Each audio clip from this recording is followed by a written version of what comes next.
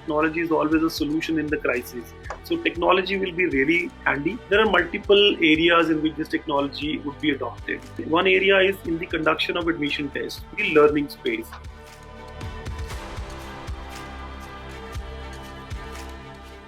For online education to really become mainstream and enroll, millions of students rather than hundreds of thousands of students, we need to have online degrees that are accredited by the various agencies. My message to all the students and the higher education stakeholders is we need to double our efforts in this time in order to sustain and keep our economy afloat.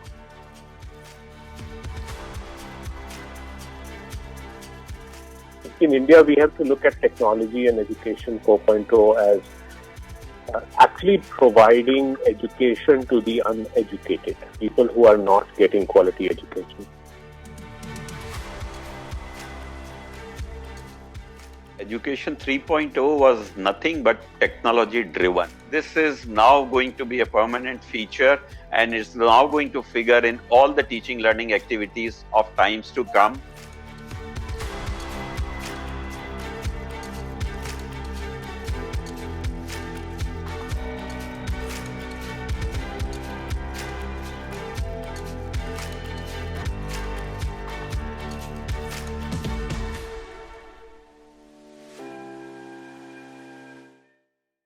Good afternoon to one and all, and welcome to yet another College Dunia Connect chapter. As we know that the National Education Policy has been approved by the Union Government and now is the talk of the town. Every student as well as educational institute is trying to understand the policy and the impact it will have on the education system in the country. Hence, College Dunia brings the stalwarts of higher education industry together on one platform, wherein we want to discuss the new policy and how it is going to shape the future of education in India. The education policy has been changed after 34 years, bringing in a new era for the education sector. There are nearly 20 major changes that have been incorporated, such as higher education institute shall remain to become multidisciplinary institute. Bachelor's degree will have multiple exit options. And one of the most crucial changes is that the 10+2 structure in the school education has been modified to 5+3+3+4, covering ages 3 to 18. These are some of the changes that will bring in a new step in our education industry. So today we have our eminent panelists to help us understand these changes in a better way and let us know the impact of NEP 2020 on the students and the industry. By introducing our panelists, first, we have with us Dr. Meena Rajesh, Vice Chancellor, GH Raisoni University. She is a high-impact leader who leads with a creative and innovative approach. She has been a pioneer in strategy development, brand management, and operations at GH Raisoni University. She has a teaching experience of over 18 years in subjects like marketing, strategy management, business economics, and operation management. An analytical academician who leads from the front. Welcome, ma'am. Next, we have Dr. Venkatesh Raikar, Vice Chancellor, Sanjay Budhavat University. Dr. Raikar has risen from humble beginnings to carve his niche in the education sector. He is known for his astute leadership and dynamic personality. He has published over 30 papers in national and international journals and has been instrumental in garnering approximately 25 crores from various funding agencies to promote academics. Nominated for the Influential Educational Leader of 2019 by Silicon India. Welcome, sir. Next, we have Dr. P. Janki Ramadhu, Dean Academics, IMT Nagpur. Dr. Ramadhu has 30 years of teaching and administrative expertise in the field of higher education. Dr. Ramadhu has held multiple key portfolios on academic boards of several universities across the country. He is also on the board of multiple peer-reviewed scholarly national and international journals and has published 34 research papers. Dr. Ramadhu follows an analytical approach towards leadership and ensures that the best practices are incorporated in the curriculum. Welcome, sir.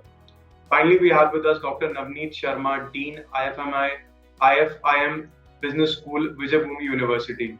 Dr. Sharma is the B.B. Padode Chair Professor of Business Responsibility and Dean of IFIM Business School at Vijayabhumi University. At Vijayabhumi University, he is involved in the development of new age curriculum and pedagogy in business studies to produce a gig economy ready graduate. He is an academician who leads with innovation at his heart. Welcome, sir. Let us begin this interaction by going for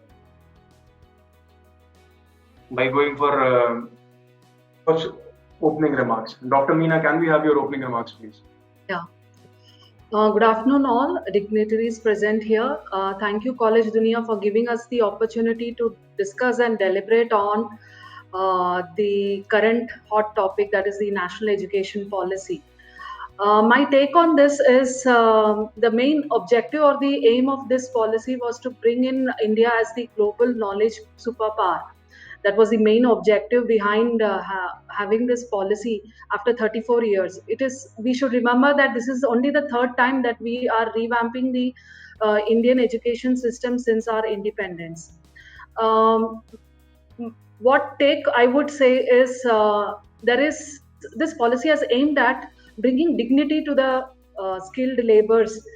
That is what I could put it in one sentence: dignified skilled laborers.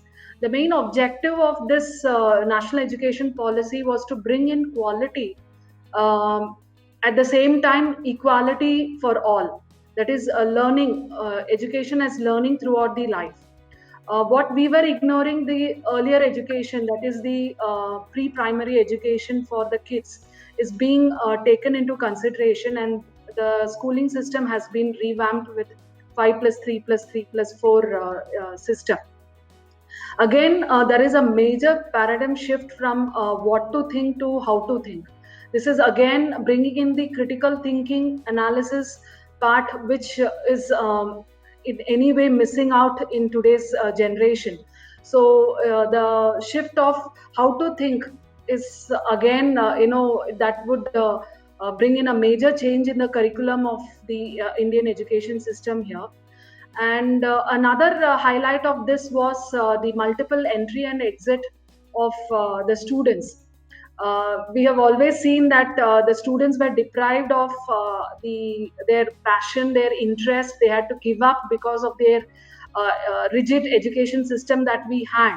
Now, this multiple entry exit would definitely bring in a good amount of change in the higher education system, where the students could pursue multiple thing of their passion and get back to your academics then and there wherever it is required. And also another highlight was about the liberal arts, liberal studies, which is at a very early stage. Coming up with 10 different universities at par with IITs, IIMs to promote multidisciplinary research part is again a very big highlight of this national education policy. So these are the key takeaways which I felt. There are the other panelists who would ponder upon the other important highlights. I shouldn't take everything and discuss at one go. So I'll conclude here with these points. Yeah, Ms. Smritin, thank you very much for at the outset. Let me appreciate College Dunia for having taken this initiative at an appropriate time to deliberate on the advantages and disadvantages of new education policy. And I would like to take on from what Dr. Meena expressed her opinions, as she has rightly mentioned. Comparatively speaking, with global educational reforms that have been taking place, I personally opine, of course, we are still lagging behind. But at last, thanks to the government of India, it has opened up its eyes and reformed this education to a larger extent. When we compare with the global scenario, you see this 4 years graduation has become the order of the day everywhere. One important aspect of this education policy, as Dr. Meena was mentioning, is also gross enrollment ratio. When we compare our country's gross enrollment ratio with that of Western countries and the global average, we are still lagging much behind. It's hovering somewhere between 25 to 30% also, whereas in the Western countries, it's close to 75, 85, 50, 60 kind of gross enrollment ratio. This gross enrollment ratio is the key indicator of the education policies in the country.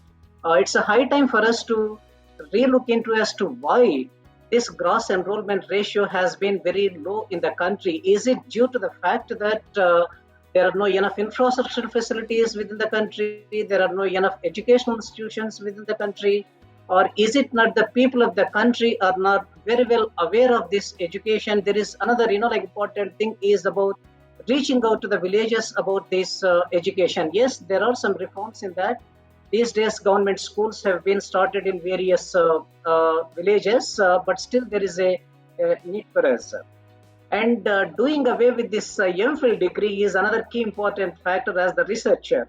This new education policy has now done away with this Masters of Philosophy, Master of Philosophy. In my opinion, immediately after post-graduation, what matters is the research, that is the doctoral program. A PhD, they have done away with this thing. That is excellent thing. And there are some pros and cons as I see as far as the regulatory mechanism is concerned about the autonomy that the government of India has planned to provide to all educational institutions. Of course, it has, it's a kind of double-edged sword, but the major concern that I foresee probably is the monitoring the quality aspect of the delivery in the country and the assurance of the learning to the students community at the end of the day. That's what it matters. If you look at the educational institutions across the globe, they focus primarily on assurance of learning. It's not about only obtaining the degrees. According to me, qualification is different. Anybody can be qualified with any kind of degree, like postgraduate degree or diploma or doctoral degree, whatever it is. But what matters is, like holistic development of an individual. So it's not the qualification that matters, but it is the overall development of a student that matters. And the government of India has rightly emphasized on the research output. We are lagging again very behind in research output, at least from my domain if I can speak. I'm sure even from engineering perspective if I can speak, let's look at how many universities actually appear in the QS ranking and how many B schools in the country from India, of course, appear in FT ranking. Recently, of course, some four B schools, if I'm right, in the latest FT ranking, only 4 B schools appeared in that. When I did analyze the reasons as to why our institutions of higher education in the country are not appearing in such global rankings like QS ranking and FT ranking is the research. We are lagging much behind in research. So I'm sure this new education policy would at least flip this research bent of the mind by the students, though UGC has been taking some initiatives to enhance this research productivity among the professors. I personally hope, yes, at least these reforms started and these reforms must continue, at least in my opinion, every 5 years. We should not lag behind it. I think it's a great opportunity for us to rethink as to what we have been doing is correct or not, and then innovate in our education system and make the country at least fall in line with the Western countries in terms of the education from various multiples.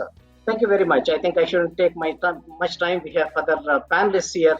Let me pass on to you. Thank you. Yes, Dr. Navneet, can we have your opening remarks, please? All right. So thank you very much, College Dunia, for giving us this opportunity to be part of this distinguished panel and to be able to speak with your equally distinguished audience.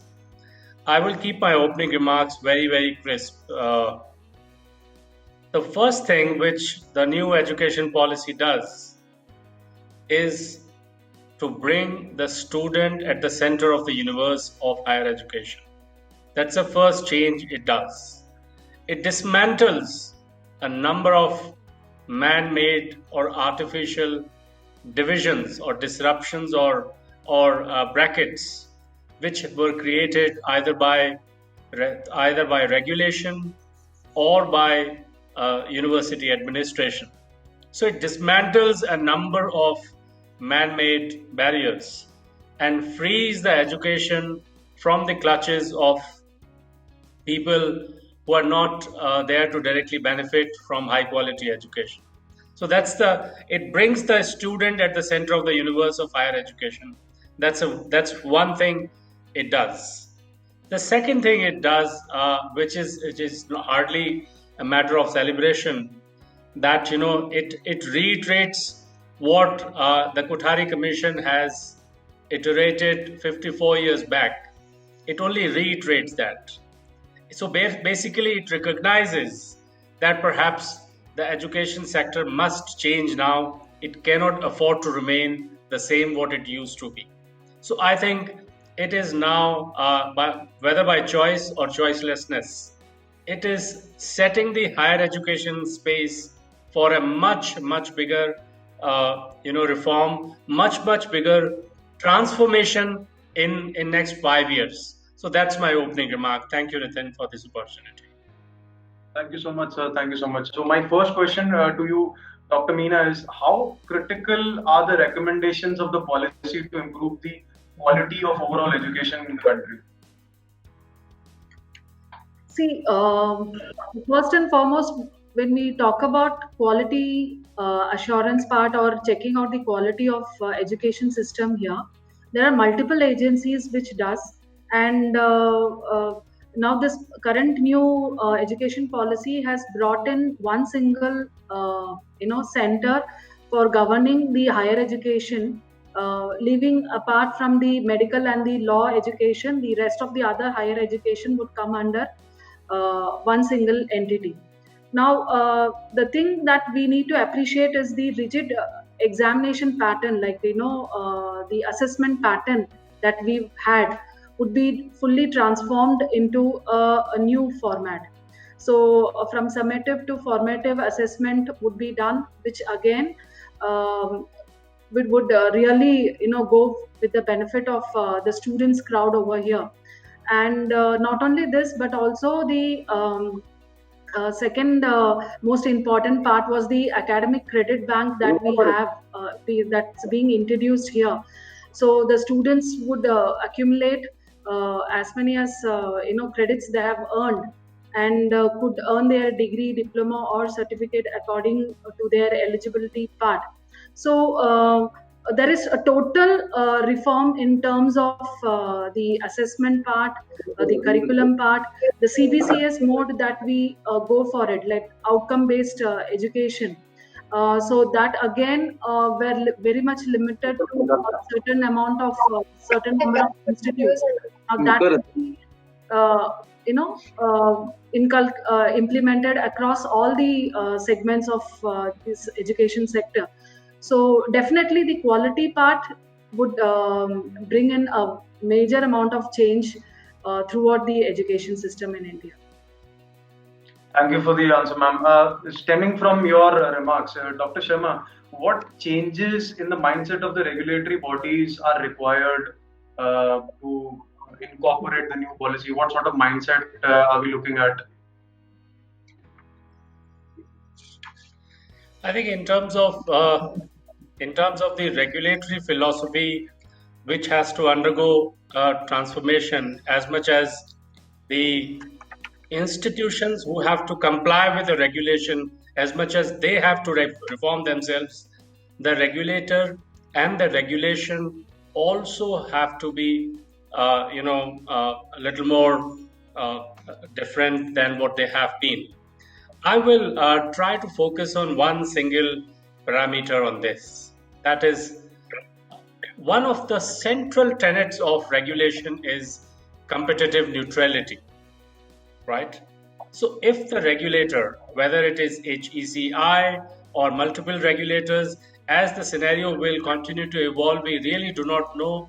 The vision of the policy is clear that minus the medical and law, all other sectors of all other subsectors of higher education will be brought under HECI. I would like to continue from what Dr. Sharma was saying. I think you're talking about the mindset of the regulators about the education. As he was rightly mentioning, of course, it's a good idea to bring in all disciplines under one umbrella, but for medical education. But there are again some challenges and difficulties. You see, the regulators have to transform themselves for being maybe bureaucratic in nature or regulatory in nature, rather focus on facilitating institutions of higher education to bring out with a lot of innovation. So that's where probably some amount of flexibility is needed in the drafted regulatory rules and regulations, and even in the mindset of the regulators for that matter. Of course, I'm not saying that we have to break the rules laid down by Government of India, Ministry of HRD, but there is absolutely no wrong in bending the rules and regulations for the betterment of higher educations in the country. That's one thing. And second thing, bringing all educational institutions under one regulatory mechanism, I have my own doubt about ensuring the quality of education under such circumstances, simply because you see, we have a lot of barriers, difficulties in the country. It's a multicultural country, multilinguistic country, and infrastructural facilities at remote places is still a great problem in the country. When we talk about the technology, yes, on one hand, we are talking about 4G, we are planning to 5G, yet to come into the country, of course. But you see, we are still facing serious problems with this technology. So the regulators, when you talk about that mechanism, that regulatory mechanism should be more in terms of development oriented, more in terms of facilitating oriented, rather I can say, right? It should be more of institutional building in nature. I think there's a need for regulators to revise their thought process and revise their documentation of rules and regulations. Maybe this is where autonomy comes into the picture. You see, if you don't provide autonomy to the intellectual capital, that is the professors of higher educations of the institutions, nothing can happen.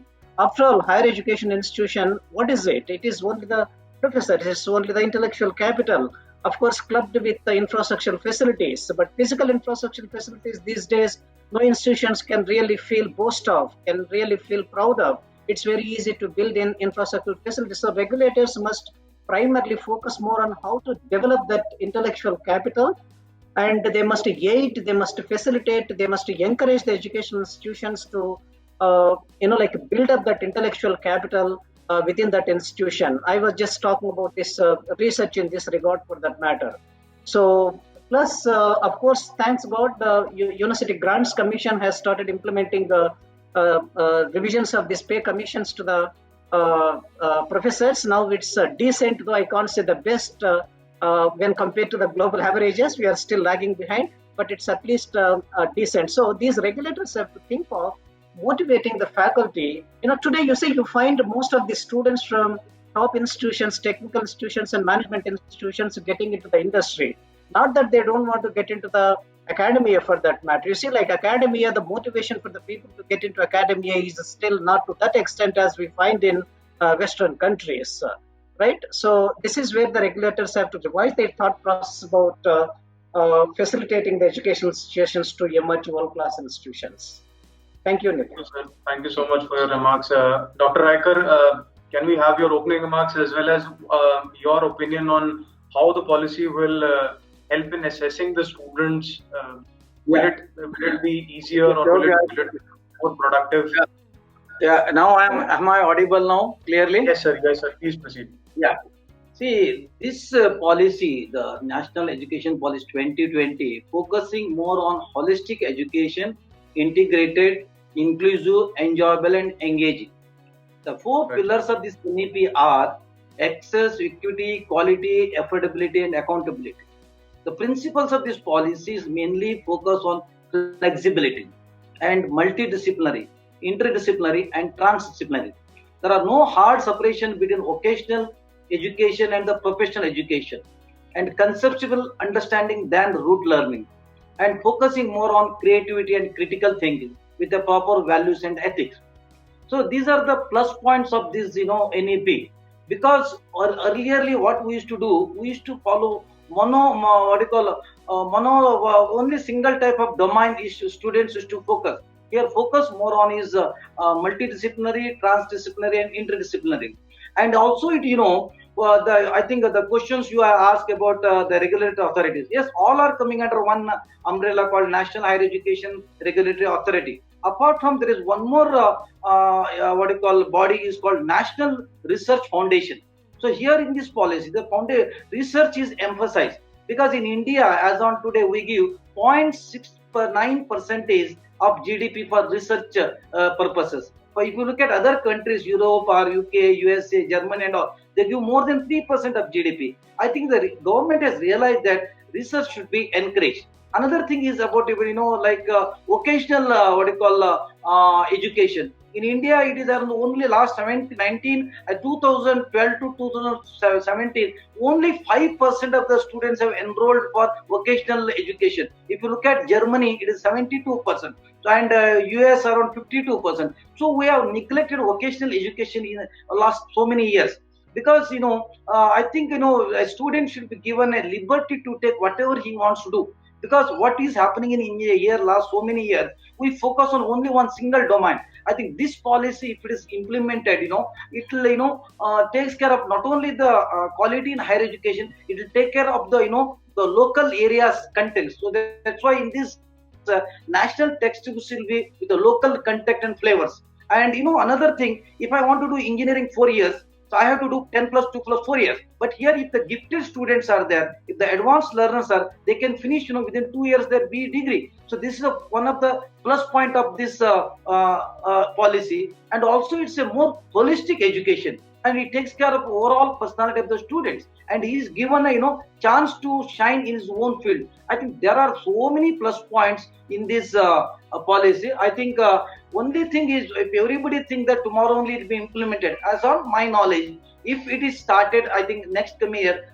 all the issues, principles of this policy will be, I think, implemented, I think around 2020, 30 or 2035. It will take minimum 10 to 15 years to implement whatever the principles, whatever the policies of this NEP. It will take its own time. So the issues and the challenges of these policies are, intent and spirit, because there should be a coordination between the central government and the state government, and also it should be implemented in a phased manner, and it is also prioritization. Suddenly everything cannot be. Then comprehensiveness in implementation, and there will be planning, monitoring, and collaboration between the centers and the different steps, and also the time infusion and requisite resources, careful analysis. So it will take its own time, because most of the colleges, I think it is not a new thing for good colleges. I think already the new colleges, some universities, already they have implemented some part of these policies using a major, minor, the open electives. I think these things are already in progress, but it in a systematic way. But this policy is focusing, only thing I can tell you, it will have a holistic. Because what is happening in, I think the Yashpal,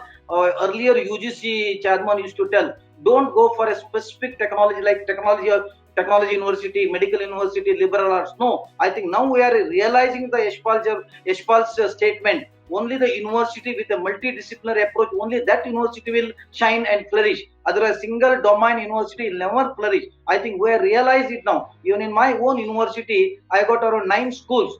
Because if I had only engineering, I would not done good research. Because of the science people, because of the pharmacy people, because of the liberal arts, I could publish a lot of papers. I could get so many grants. I think I'm realizing it. I think there will be end for specific domain universities once the NEP is implemented. Because I think 400, 300 years back, we are the Vishwa Guru for other countries, having a Takshashila, Nalanda. I think the time has come to become once again the Vishwa Guru for other countries. This is the thing I want to say. Thank you very much.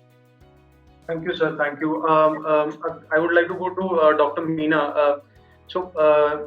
Adding on to what Dr. Raiker said, will the policy be focused, and when it comes to the implementation part, how important do you think that the balance between the local and global context would be? The focus on local languages, arts, cultures, and all of that. How will it help in building a global competence? What are your thoughts? See, first and foremost, we have discouraged learning through native languages. This is what we have done. Like we have almost our 20 regional languages are in the endangered list. So the first major challenge, through this national education policy, the government has proposed that the students should be taught in their native language or regional language. Do we have teachers to teach that properly? That's the major question, because to a larger extent, everyone has pursued their education throughout in a foreign language, that is English. So to teach the kids in their local native language, we need appropriate good teachers. And what I feel is that when you learn in your native language, you learn the fundamentals, the basics in a more clear way. Their fundamentals gets clear. So again, the expression of interest as well as understanding of students are better in regional native languages rather than learning it in a foreign language, that is English. So I would appreciate that part, that right from schooling, the student should be taught in regional or local languages.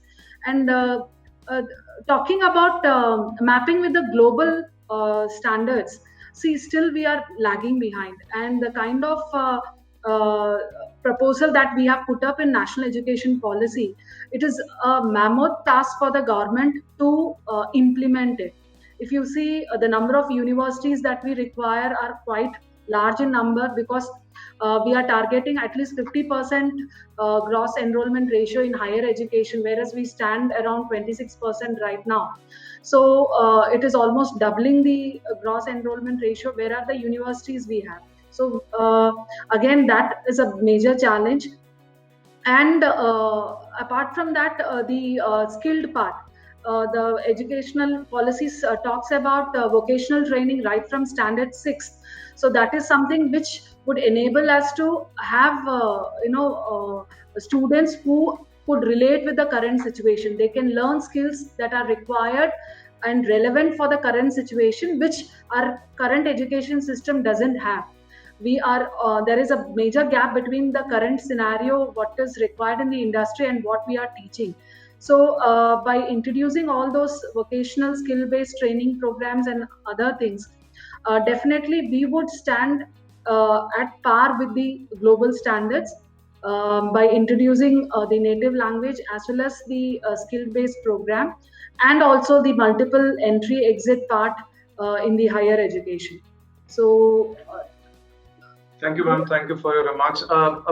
From your question, Dr. Riker, will the new standard for assessing the teachers help improve this approach that we're targeting? Like Dr. Meena mentioned that local content is one part, but academicians who will impart that knowledge, that is the second part. Will the assessment help in that, or will the assessment help in improving the overall quality? It's to me. Yeah, I had answered. Yes, sir. Dr. Riker. Yeah, I think you asked the one question: how it will be implemented, where we will get the teachers. See, in this policy, there will be a Rashtriya Shikshan Ayog. So this will be consisting of 30 members. Out of 30 members, 2/3 will be from all the fields, from liberal art, from science, medical, architecture, music, and all. And 1/3 will be from the ministry of the central ministry, from culture, women development, child development, and higher education. That's one thing. Similarly, the state will be having state Rashtriya Shikshan Ayog. I think there will be a coordination between the state and the center to implement the policy. That is one thing. Another thing, the most important, we are talking about in this policy, Vidya and Kalas, 64 skills. How I can prepare a teachers to, implement or to give all sort of skills? Because today's world, knowledge comes second. Because when I want to do the curriculum, earlier I used to say that knowledge, skill, and attitude. Today things have been reversed. The first is skill, second one is knowledge, third one is attitude. How to impart the skill to the students? The latest, the critical thinking, cognitive skills, life skills, and language skills. I think teachers should be prepared. So in this connection, what the government had decided to attract quality students and to make them as teachers in 4 years B.Ed program, 10 plus 2 plus 4 years. So they will be given a multidisciplinary knowledge. So those will be paid once they start joining B.Ed and given the scholarship. So by giving the scholarship, we can attract the good students as a teacher and giving a training in multidisciplinary university. Like that, we can train the teachers, because the teachers, what we have been doing now, be a arts teacher, English teacher, physics teacher, chemistry teacher, this will not be there. A teacher will be having all sort of knowledge on multidisciplinary approach. They will be absorbed as a teachers, means teachers, because nowadays, the last option is the teaching. Because I think I am very frank enough.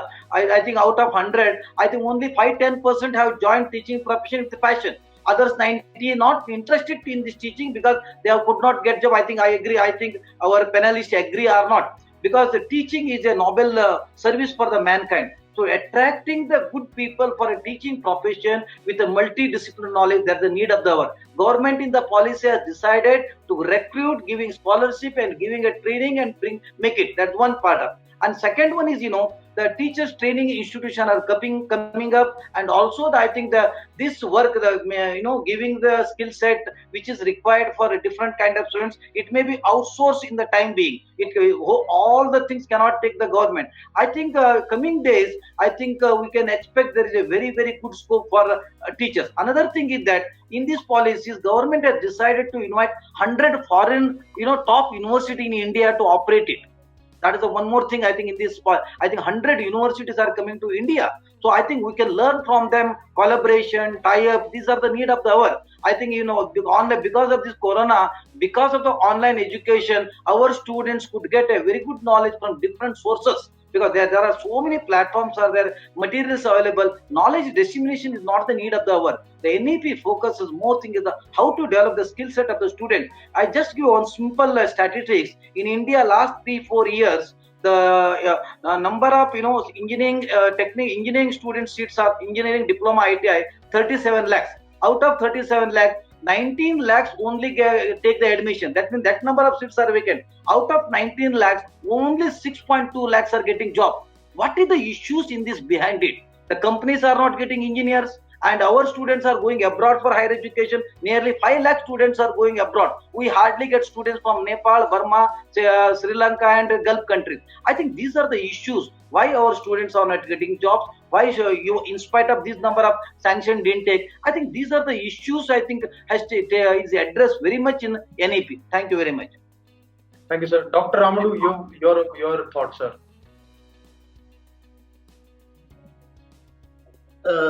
Thank you, Mr. Nitin. I would like to pick up from what Dr. Meena and Dr. Venkatesh were saying. We clearly understand that education now is clearly bifurcated into two. One is the elementary education, which these two panelists have been speaking about. On the other hand, higher education. See, what Dr. Meena was mentioning is the serious problem with regards to the elementary education. It may be the shortage of teachers at villages to teach. From this perspective, probably there is a need even for some corporates to come forward and take up some activities like as a part of their CSR concept. Like for instance, Ajim Premji Foundation, for instance, Wipro has taken an excellent initiative.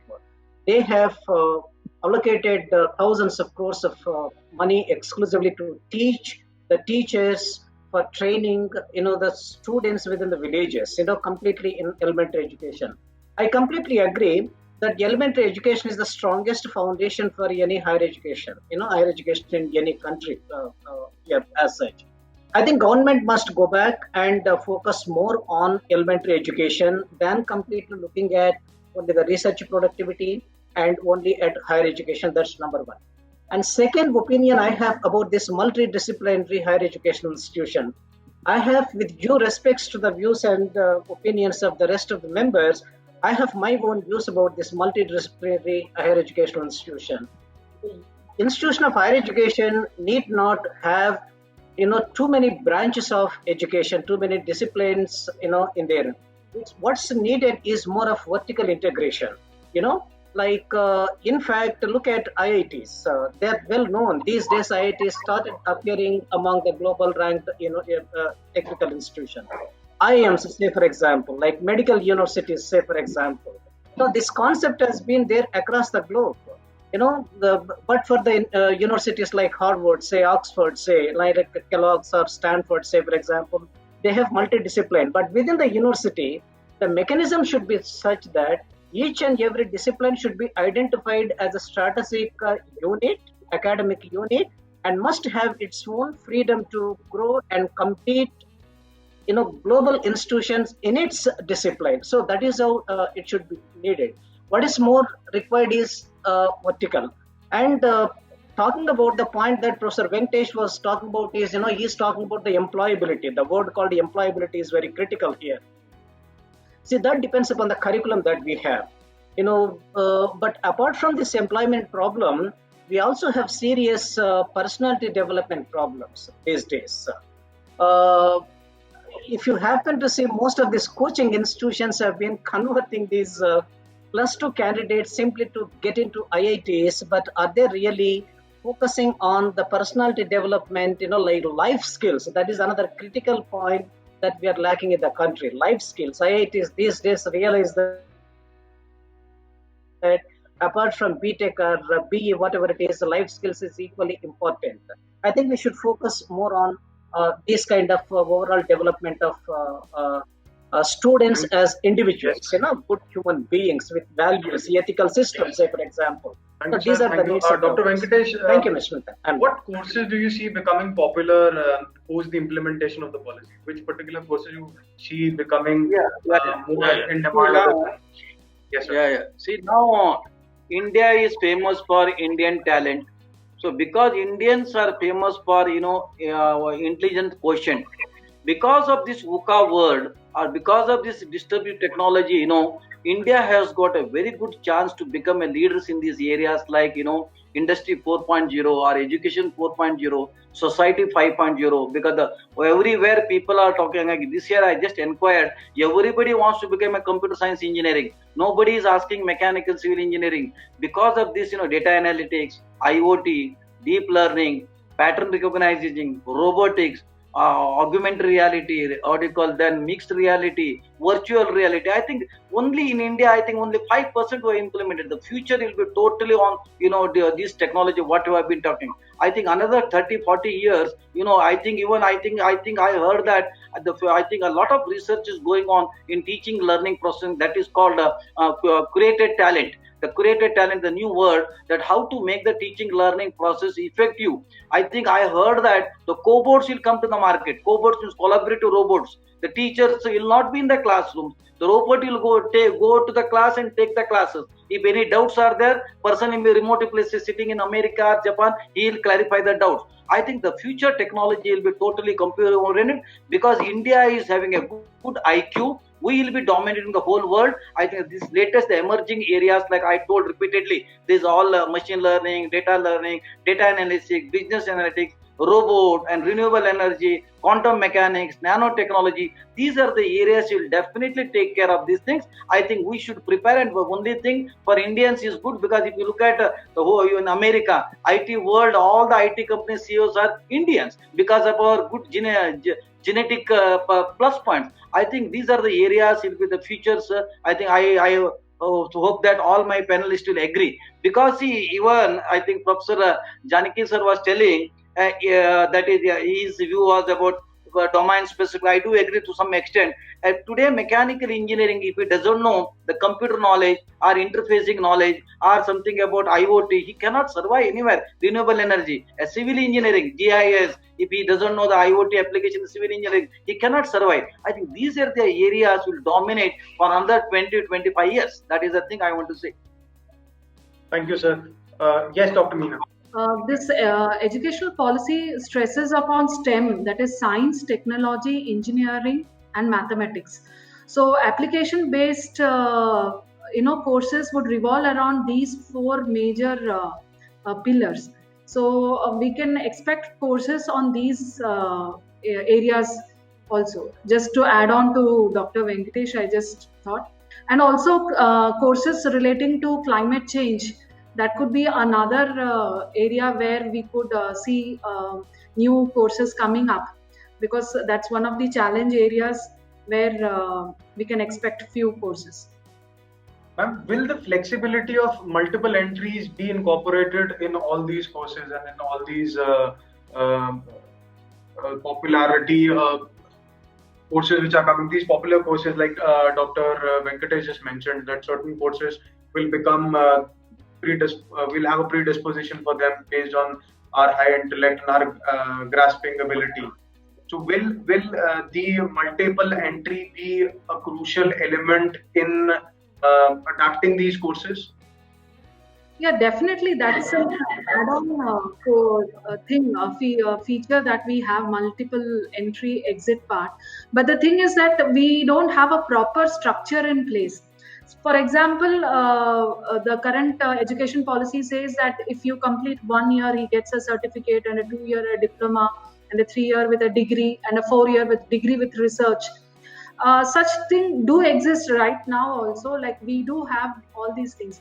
But then when we talk about multiple entry and exit part, wherein the credit transfer is done, wherein multiple agencies or institutions are involved, there comes the chaos.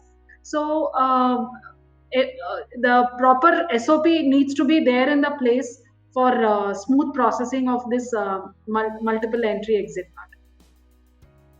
Dr. Amanu, what obstacles do you see when we talk about the implementation of the policy? Are you, Mr. Nitin, are you referring to yes. the difficulties that or challenges? Yes, sir. What obstacles do you see when we talk about implementing at Obstacles, institution of course, level or at... as I was mentioning to you, yeah, that's correct. Thank you very much. See, in the initial stage, I was just telling to you, the obstacles, the most important obstacles that we would face is the readiness of these educational institutions, higher education institutions. And number two, let me tell you, the mindset of the professors also need to be. This is another important obstacle. I don't know if it's going to be implemented. It will be a kind of forceful implementation for the professors. And the second thing is the students' mindset. At what stage it's going to be implemented, we are not too sure. Whether it with immediate effect, or is it with new batches that coming up hereafter? Say, for instance, what about the candidates who are already there in the 10th standard in the schools? Say, for example, what about the candidates who are there in +2?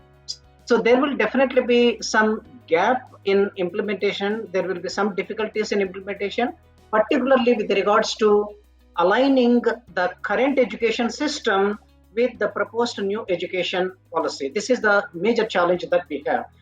What do we do with regards to this MPhil candidates, for instance? If you do away with this Masters of Philosophy, some of the candidates are already at the verge of completion of this degree. What will be their future? So is it going to be effective next year or after that? In case if that becomes effective, what about the candidates who have already obtained these kind of degrees?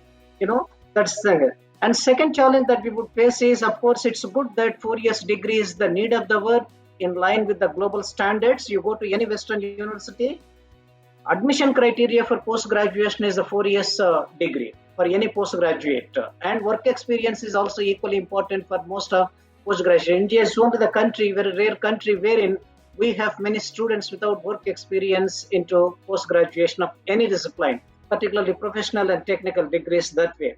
So the second challenge, as I was mentioning, would be what would the status of the current students who are already there in the education system.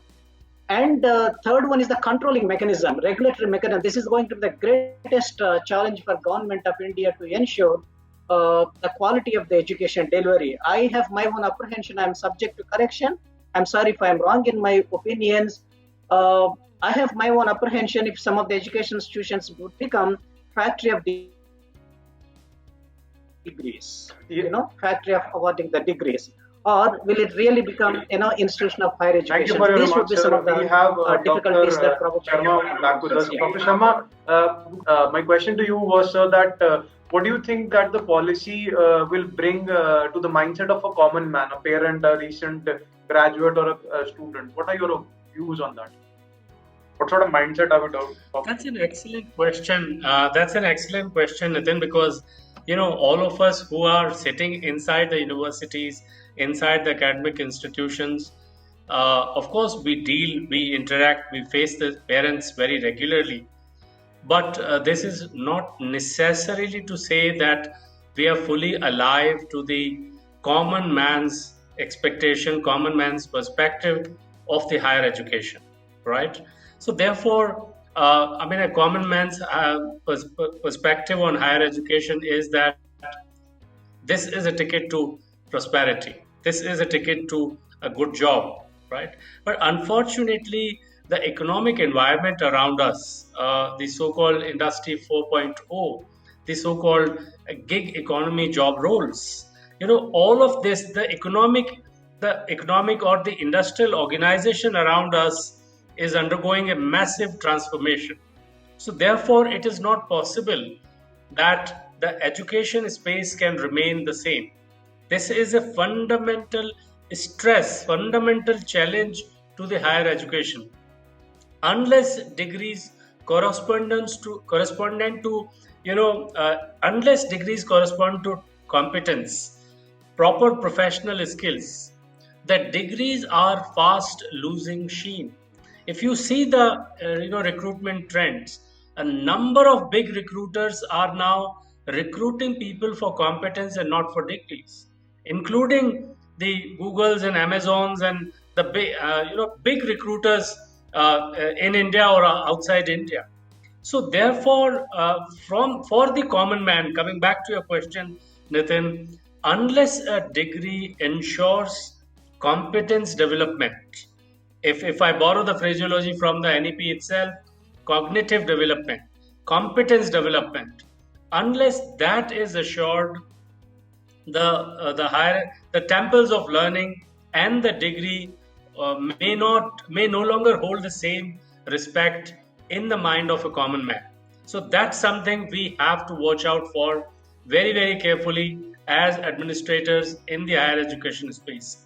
At our university, let me quickly add here that at Vijayabhumi University, we are very, very mindful. So therefore, even before the NEP, we have been constantly designing our liberal professional curriculum architecture in a manner where without any artificial barrier, without any university imposed barrier, a student is able to choose courses from business, from communication design, from data science, from law, whatever, because a university cannot really fully comprehend what the job markets want, but the students are better prepared. So therefore, as a university, what we can do is to ensure that our curriculum architecture is devoid of any artificial barriers.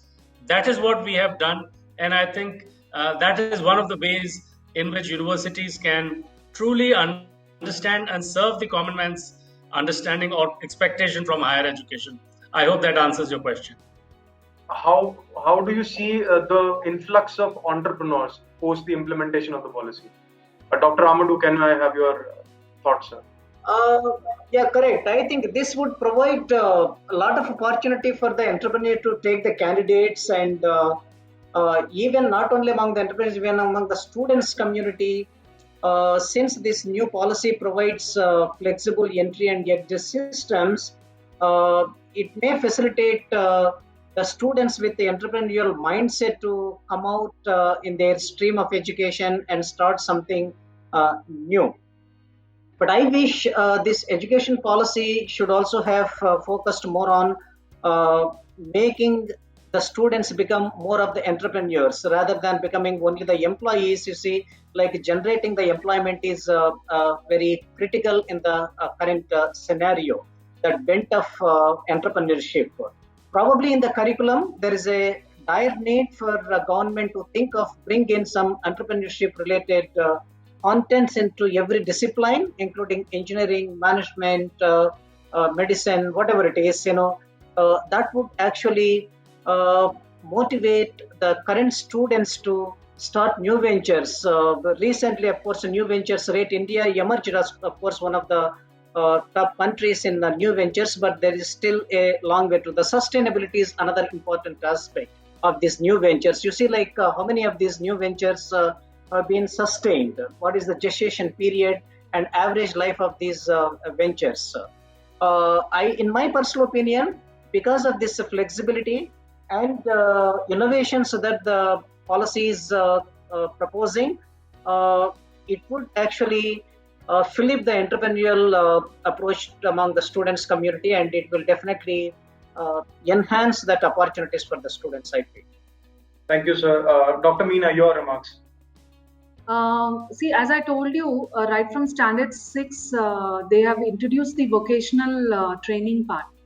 Again, this would add on to the entrepreneurship development, perspective for the students right from childhood. If they are into, learning something new, and the interest area would also be defined. Otherwise, we had a typical engineer, medicine, or a law or a management forum, and we didn't have anything as far as entrepreneurship is concerned. So that is a very good move that right from standard 6, the vocational training has been introduced, and they have formed a commission, National Commission for Integration of Vocational Education. An exclusive commission has been formed to inculcate this entrepreneurship in the primary education itself. So that's a good move towards entrepreneurship, and we think that this would imbibe the entrepreneurship seed in every student, Indian student who's pursuing his studies. Thank you for your remarks, ma'am. Dr. Sharma, can we have your remarks, please? I think a number of permutations and combinations are going to evolve going forward. So, the institutions of higher education may not be able to fill all the entrepreneurial space which will be created by this policy. So therefore, I see a number of opportunities, number of collaborations happening between institutions and companies. And when I say so, I do not necessarily mean the edtech companies and universities coming together and rolling out online courses. That is, of course, the most evident example which all of us are seeing, where most universities are collaborating with the new age Olas and Ubers of this world. So therefore, that Uberization of higher education is happening. That's most evident. I'm going much beyond that. What I mean to say is the way content will be created and distributed. That's one area to watch out, where a lot of entrepreneurship will take place. Number two, the way student progress will be monitored. So a lot of IT enabled, support will happen, and that's second area where I see a lot of entrepreneurship taking place. The third is the hardcore R&D, whether it is a science and engineering area or a fine arts area or business management area. Across the spectrum, you will see a number of R&D projects being undertaken jointly by universities and the companies. So that's the third area. The fourth will be a continuous, I would not call it really a R&D activity, but problem-solving activity happening in partnership between the institutions and the companies. A lot of entrepreneurial activity is expected. So these are the four areas where I see a lot of entrepreneurial activity taking place, either in isolation or in collaboration with institutions of higher education. That's my answer, Nitin. Thank you, Dr. Sharma. And finally, Dr. Raikar, can we have your remarks? Yeah. See, this policy focuses on multidisciplinary creativity and critical thinking. Because see, in the what is happening, the exams what you are conducting, students by heart and writing the examination. This policies only is taking care of 20 to 30% memorizing the element. 70% is for critical thinking and the creativity. Because the madam told, Meena madam, the high school level only the vocational training given, they are having good ideas. That is one thing. And in higher education, because a multidisciplinary approach, a student should know about other disciplines also. The moment he joins a college, if he attend and spend some time, more time in a practicals like learning factories, the makers shop, or what you call fab labs, or industry 4.0 labs. So he will be exposed and try to bring out some product, and also the design thinking concepts and all. I think this is the one thing I think, because in this policies it takes care of the higher level of Bloom's technology in this profession education, because not for level 1, level 2, level 4, 5. This Bloom's technology definitely focuses more innovative ideas, product and services. Definitely, because most of the institutions, that how many entrepreneurs we produce not even 3-4% also. But this policy definitely is taking care of entrepreneurship, because of stress is more on multidisciplinary, interdisciplinary, creativity, and critical thinking. Thank you very much. Thank you so much, sir. Thank you, Dr. Ramudu, Dr. Rajesh, Dr. Raikar, and Dr. Sharma for being a part of this session. It was a highly insightful session, and you shared deep insights into how the policy is going to mold the future of our education system. Thank you, our esteemed panelists, for being a part of this session.